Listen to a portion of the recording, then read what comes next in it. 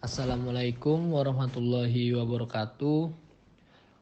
Perkenalkan, nama saya Muhammad Adwa Nayatama Sinaga dari kelas Perbankan Syariah A Stambu 2021 yang akan menjelaskan tentang Wahdatul Ulum. Jadi pengertian Wahdatul Ulum itu yaitu reintegrasi ilmu merupakan keniscayaan. Integrasi ilmu yang dimaksud dirumuskan dalam term Wahdatul Ulum ini yaitu Wahdatul Ulum yang dimaksud adalah visi, konsepsi, dan paradigma keilmuan yang walaupun dikembangkan sejumlah bidang ilmu dalam bentuk departemen atau fakultas, program studi, dan mata kuliah, memiliki kaitan kesatuannya sebagai ilmu yang diyakini merupakan pemberian Tuhan.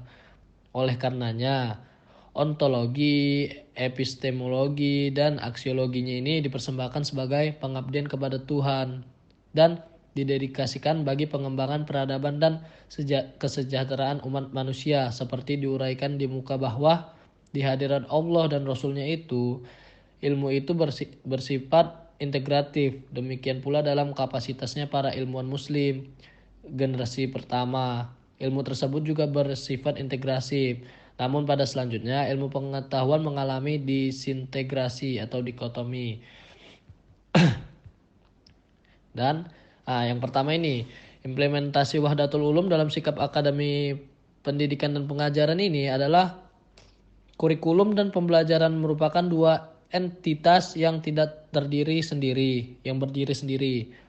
Kurikulum dan pembelajaran memiliki keterkaitan yang erat. Kurikulum berhubungan dengan apa yang harus dipelajari, sedangkan pembelajaran berhubungan dengan cara mempelajarinya.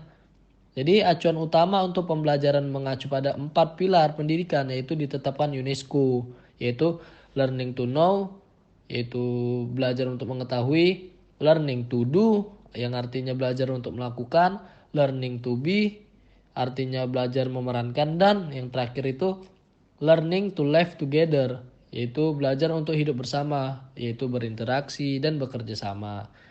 Dengan demikian dalam proses pembelajaran yang menggunakan pendekatan transdisipliner ini terdapat penyesuaian antara tipe pengetahuan yang dipelajari dengan strategi pembelajaran yang diterapkan.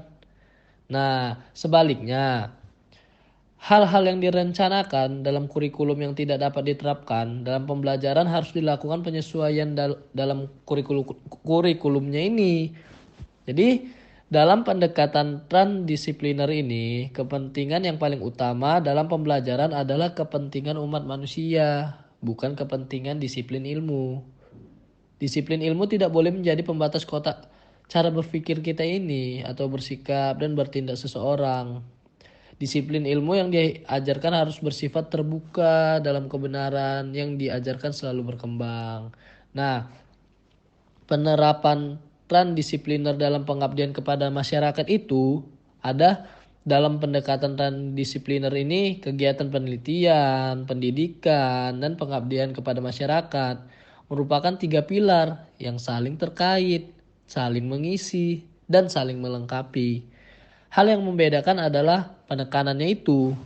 Nah, pendidikan lebih menekankan pada aspek pembelajaran, baik transfer pengetahuan maupun pembekalan keterampilan atau skill ya kan.